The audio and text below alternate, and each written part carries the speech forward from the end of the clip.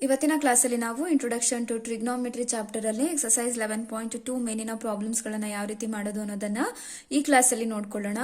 ನೋಡಿ, ಹಿಂದಿನ ಕ್ಲಾಸ್ ಅಲ್ಲಿ ನಾವು ವ್ಯಾಲ್ಯೂ ಟೇಬಲ್ ಬಗ್ಗೆ ನೋಡ್ಕೊಂಡ್ವಿ ಅಲ್ವಾ.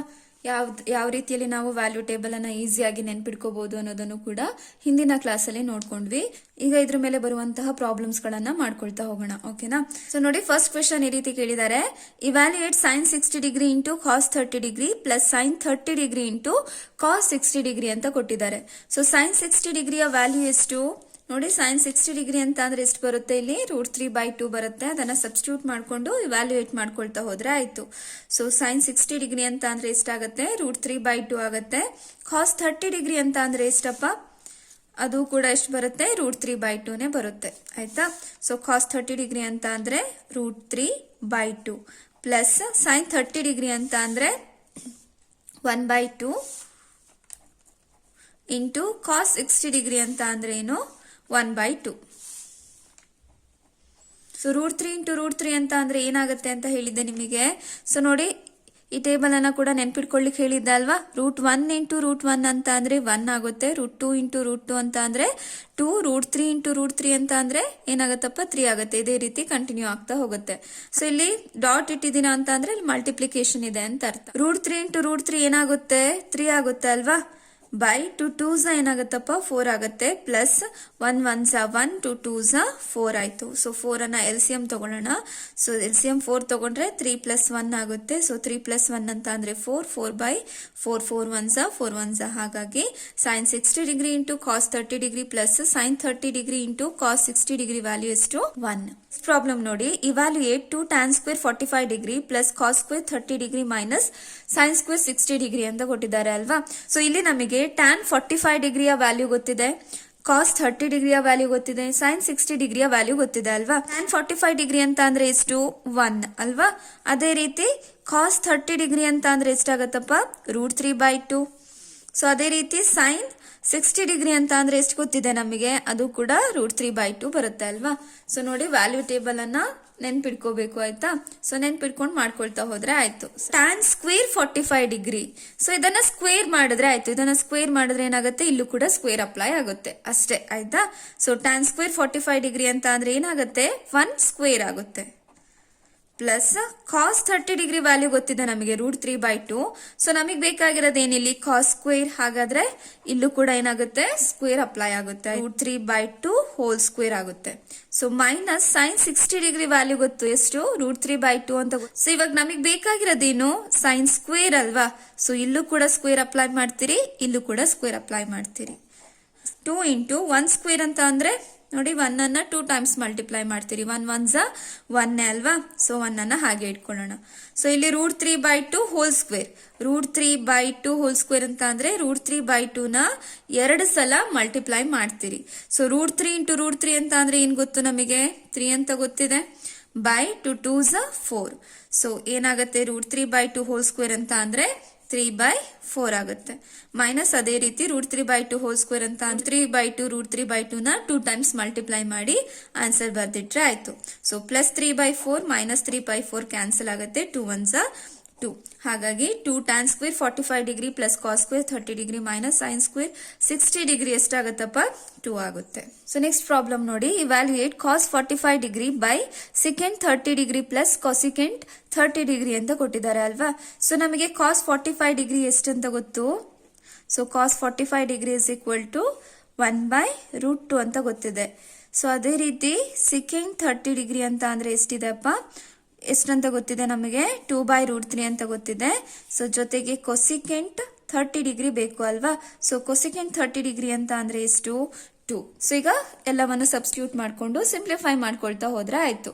ಸೊ ಕಾಸ್ 45 ಡಿಗ್ರಿ ಅಂತ ಅಂದ್ರೆ ಎಷ್ಟು, 1/√2 by second 30 degree. Second 30 degree ಅಂತ ಅಂದ್ರೆ 2/√3 ಇದೆ. ಪ್ಲಸ್ ಕೊಸಿಕೆಂಟ್ 30 ಡಿಗ್ರಿ ಅಂತ ಅಂದ್ರೆ ಎಷ್ಟಪ್ಪ, 2. 1/√2 ನ ಹಾಗೆ ಇಟ್ಕೊಳ್ತೀನಿ ನಾನು. ಸೊ ಇಲ್ಲಿ LCM ತಗೊಂಡು ಸಿಂಪ್ಲಿಫೈ ಮಾಡ್ಕೋಬಹುದಲ್ವಾ ನಾವು.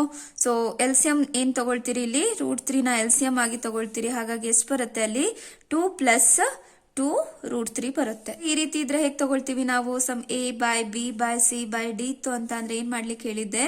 A ನ D ಜೊತೆಗೆ ಮಲ್ಟಿಪ್ಲೈ ಮಾಡಬೇಕು, B ನ C ಜೊತೆಗೆ ಮಲ್ಟಿಪ್ಲೈ ಮಾಡಬೇಕು ಅಲ್ವಾ? A ಇಂಟು D ಮಾಡ್ತೀರಿ ಬೈ B ಇಂಟು C ಮಾಡ್ತೀರಿ. ಇದು ಕೂಡ ಅದೇ ರೀತಿ ಇದೆಯಾ? ಇದೊಂದು some A B by C by D ತರ ಇದೆ. ಸೊ ಎ ಇರೋ ಜಾಗದಲ್ಲಿ 1 ಇದೆ, ಬಿ ಇರೋ ಜಾಗದಲ್ಲಿ √2 ಇದೆ, ಸಿ ಇರೋ ಜಾಗದಲ್ಲಿ 2 + 2√3 ಇದೆ, ಡಿ ಇರೋ ಜಾಗದಲ್ಲಿ √3 ಇದೆ. ಸೊ ಈಗ ಏನ್ ಮಾಡ್ಬೇಕು? ಎ ಇಂಟು ಡಿ ಮಾಡ್ಬೇಕು, ಬಿ ಇಂಟು ಸಿ ಮಾಡ್ಬೇಕು. ಸೊ ಎ ಅಂತ ಅಂದ್ರೆ ಏನು? 1 ಇಂಟು √3 ಮಾಡ್ತೀರಿ by B into C. B ಅಂತ ಅಂದ್ರೆ ಏನಿದೆ ಅಲ್ಲಿ? √2 ಇಂಟು 2 + 2√3 ಇದೆ. 3 ಇಂಟು 1 ಅಂತ ಅಂದ್ರೆ ಎಷ್ಟಾಗುತ್ತೆ? √3 ಆಗುತ್ತೆ. ಸೊ ಸಿಂಪ್ಲಿಫೈ ಮಾಡಿ. ಅದಕ್ಕೆ ಸಿಂಪ್ಲಿಫೈ ಮಾಡ್ಲಿಕ್ಕೆ ನಾನು ಏನ್ ಮಾಡ್ತೀನಿ? ಈ √2 ನ ಒಳಗಡೆ ಮಲ್ಟಿಪ್ಲೈ ಮಾಡ್ತೀನಿ, ಆಯ್ತಾ? ಸೊ ಏನಾಗುತ್ತೆ? √2 ಇಂಟು 2 ಅಂತ ಅಂದ್ರೆ 2√2 ಆಗುತ್ತಾ? ಪ್ಲಸ್ ಇದನ್ನ ನೋಡಿ, 2√2 ಇಂಟು √3 ಇದೆ ಅಲ್ವಾ? ಸೊ ಈ ರೀತಿ ಇದ್ರೆ ಹೇಗ್ ಮಾಡ್ತೀರಿ ನೀವು? √3 ಇಂಟು √2 ಇತ್ತಪ್ಪ. ಸೊ ಅವಾಗ ಏನ್ ಮಾಡ್ತೀರಿ? ಇದನ್ನ ಮಲ್ಟಿಪ್ಲೈ ಮಾಡ್ತೀರಿ ಅಲ್ವಾ? 3 ಇಂಟು 2 ಅಂತ ಅಂದ್ರೆ ಎಷ್ಟಾಗುತ್ತೆ? 3 2s 6 ಆಗುತ್ತೆ. √6 ಅಂತ ಬರೀತೀರಿ. ಅದೇ ರೀತಿ ಇಲ್ಲೂ ಕೂಡ ಮಾಡಿದ್ರೆ ಆಯ್ತು. ಅಥವಾ ಈ ರೀತಿ ಇತ್ತು ಅಂತ ಅಂದ್ರೆ ಸೊ ಏನ್ ಮಾಡ್ತೀರಿ? 4 2s 8 ಈ ರೀತಿ ಬರೀತೀರಿ ಅಲ್ವಾ? ಅದೇ ರೀತಿ ಇಲ್ಲೂ ಕೂಡ ಮಲ್ಟಿಪ್ಲೈ ಮಾಡಿ ಬರೆದ್ರೆ ಆಯ್ತು. ಸೊ 2 ನ ಹಾಗೆ ಇಟ್ಕೊಳ್ಳೋಣ. ಸೊ √2 ಇಂಟು √3 ಅಂತ ಅಂದ್ರೆ ಎಷ್ಟಾಗತ್ತಪ್ಪ? 6 ಆಗತ್ತೆ. 3 2s 6. ಈ ರೀತಿ ರೂಟ್ ಬಂತು ಅಂತ ಅಂದ್ರೆ ಯಾವ ರೀತಿ ಸಿಂಪ್ಲಿಫೈ ಮಾಡ್ತೀವಿ ನಾವು? ಇದನ್ನ ರ್ಯಾಷನಲೈಸ್ ಮಾಡಿ ಸಿಂಪ್ಲಿಫೈ ಮಾಡ್ಕೊಳ್ತಾ ಹೋಗ್ತೀವಿ ಅಲ್ವಾ? ಅದೇ ರೀತಿ ಮಾಡಿದ್ರೆ ಆಯ್ತು. ಸೊ ರ್ಯಾಷನಲೈಸ್ ಹೇಗ್ ಮಾಡ್ತೀವಿ? ಫಸ್ಟ್ ಇಂಟು ನ ಹಾಕೊಳ್ತೀರಿ. ನೆಕ್ಸ್ಟ್ ಇಲ್ಲಿ ಏನಿರತ್ತಲ್ವಾ ಅದನ್ನ ಮೇಲ್ಗಡೆ ಹಾಗೆ ಇಡ್ಬೇಕು. ಬಟ್ ಏನ್ ಮಾಡ್ತೀರಿ? ಸಿಂಬಲ್ ಅನ್ನ ಉಲ್ಟಾ ಮಾಡ್ತೀರಿ, ಅಂದ್ರೆ ರಿವರ್ಸ್ ಮಾಡ್ತೀರಿ. ಪ್ಲಸ್ ಇದ್ರೆ ಮೈನಸ್ ಮಾಡ್ತೀರಿ, ಮೈನಸ್ ಇದ್ರೆ ಪ್ಲಸ್ ತಗೊಳ್ತೀರಿ. ಓಕೆನಾ? ಇಲ್ಲೇನಾಗಿದೆ? ಪ್ಲಸ್ ಇದೆ, ಹಾಗಾಗಿ ಏನ್ ತಗೋಬೇಕು ನಾನು? ಮೈನಸ್ ತಗೋಬೇಕು. ಸೊ 2√2 ನ ಹಾಗೆ ಇಡಿ. ಪ್ಲಸ್ ಇರೋದನ್ನ ಏನ್ ಮಾಡ್ತೀರಿ? ಮೈನಸ್ ಬರೀತೀರಿ. ನೆಕ್ಸ್ಟ್ 2√6 ಅನ್ನ ಹಾಗೆ ಇಡಿ, ಆಯ್ತಾ? ಬೈ ಸೊ ಮೇಲ್ಗಡೆ ಏನ್ ಬರ್ತಿದ್ದೀರಿ ಅಲ್ವಾ? ಅದನ್ನೇ ಕೆಳಗೆ ರಿಪೀಟ್ ಮಾಡಿದ್ರೆ ಆಯ್ತು. 2√2 ಮೈನಸ್ 2√6. ಸೊ ಈಗ ಮಲ್ಟಿಪ್ಲೈ ಮಾಡಿ. ಸೊ √3 ಇಂಟು 2√2 ಮೈನಸ್ 2√6 ಬೈ ಇಲ್ಲಿ ನೋಡಿ ಇದು ಯಾವ ಫಾರ್ಮ್ ಅಲ್ಲಿದೆ? ಇದು a plus B into a minus B form ಅಲ್ಲಿ ಇದೆಯಾ? ಹಾಗಾದ್ರೆ ಏನ್ ಬರಿಬಹುದಪ್ಪ ನಾವು? a² ಮೈನಸ್ b² ಅಂತ ಬರಿಬಹುದು. ಸೊ ನಮಗೆ ಫಾರ್ಮುಲಾ ಗೊತ್ತು. a² ಮೈನಸ್ b² ಅಂತ ಅಂದ್ರೆ ಏನಾಗಿರುತ್ತೆ? a plus B into a minus B ಆಗಿರುತ್ತೆ ಅಲ್ವಾ?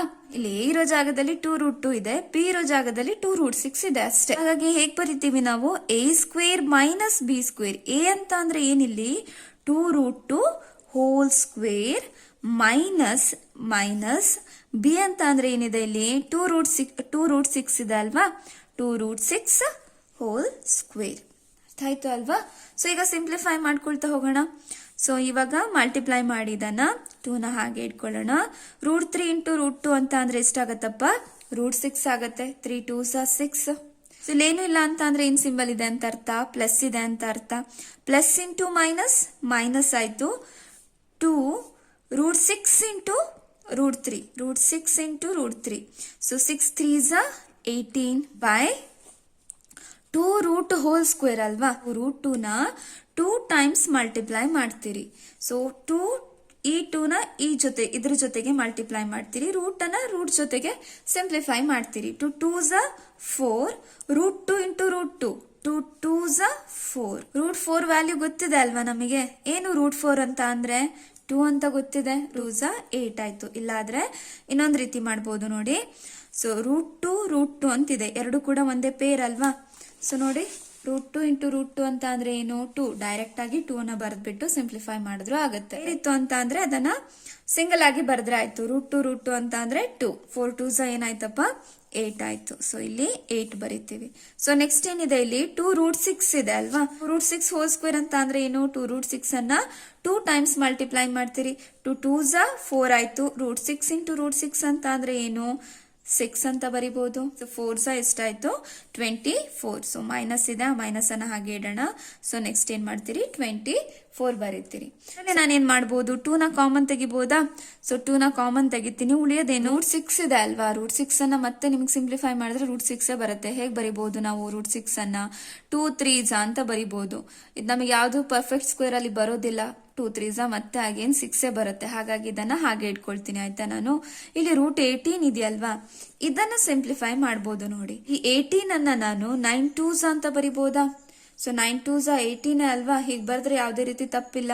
ಸೊ ಈಗ ನೋಡಿ, ರೂಟ್ 9 ಇಂಟು ರೂಟ್ 2 ಅಂತ ಆಯ್ತು. ಇದನ್ನ ಸ್ಪ್ಲಿಟ್ ಮಾಡಿ ಬರ್ದಿದ್ದೀನಿ. ರೂಟ್ 9 ಒಂದು ಪರ್ಫೆಕ್ಟ್ ಸ್ಕ್ವೇರ್ ಅಲ್ವಾ. ಸೊ ರೂಟ್ 9 ಅಂತ ಅಂದ್ರೆ ಏನ್ ಬರಿಬಹುದು ನಾವು? 3 ಅಂತ ಬರಿಬಹುದು. ಸೊ ಉಳಿಯೋದೇನಪ್ಪ, ಅಲ್ಲಿ ರೂಟ್ 2 ಉಳಿಯುತ್ತೆ. ಹಾಗಾಗಿ ಅದನ್ನ ಏನ್ ಬರಿತೀನಿ ನಾನು? 3 ರೂಟ್ 2 ಅಂತ ಬರಿತೀನಿ. 8 ಮೈನಸ್ 24 ಅಂತ ಅಂದ್ರೆ ಎಷ್ಟಾಗತ್ತೆ?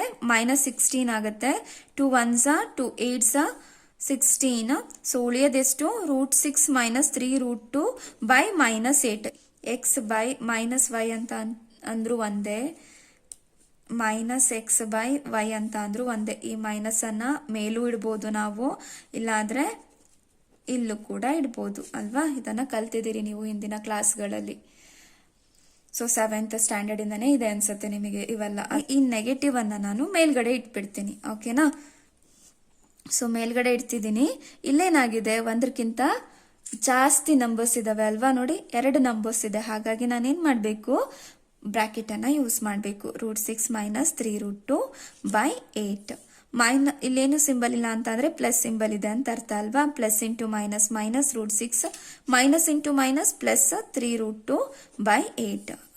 ಇದನ್ನ ಈ ರೀತಿನೂ ಬರಿಬಹುದು. ಸೊ ಇಲ್ಲಿಗೆ ಆನ್ಸರ್ ಇಟ್ರು ಸರಿನೇ, ಇಲ್ಲ 3 ರೂಟ್ 2 ಮೈನಸ್ ರೂಟ್ 6 ಬೈ 8 ಅಂತ ಇಟ್ರು ನಡೆಯುತ್ತೆ ಆಯ್ತಾ. ಸೊ ಇಲ್ಲಿ ಮೈನಸ್ ಫಸ್ಟ್ ಇದೆ ಅಲ್ವಾ, ಹಾಗಾಗಿ ಈ ಟರ್ಮ್ ಅನ್ನ ನಾನು ಆ ಕಡೆ ತಗೊಂಡು ಹೋಗಿದ್ದೀನಿ. ನನ್ನ ಕ್ಲಾಸಸ್ಗಳು ನಿಮಗೆ ಅರ್ಥ ಆಗ್ತಾ ಇದ್ರೆ, ಯೂಸ್ಫುಲ್ ಅಂತ ಅನಿಸ್ತಾ ಇದ್ರೆ ನನ್ನ ಚಾನಲ್ ಅನ್ನ ಸಬ್ಸ್ಕ್ರೈಬ್ ಮಾಡಿ, ನಿಮ್ಮ ಫ್ರೆಂಡ್ಸ್ ಜೊತೆ ಕೂಡ ಶೇರ್ ಮಾಡಿ ಮಕ್ಕಳೇ.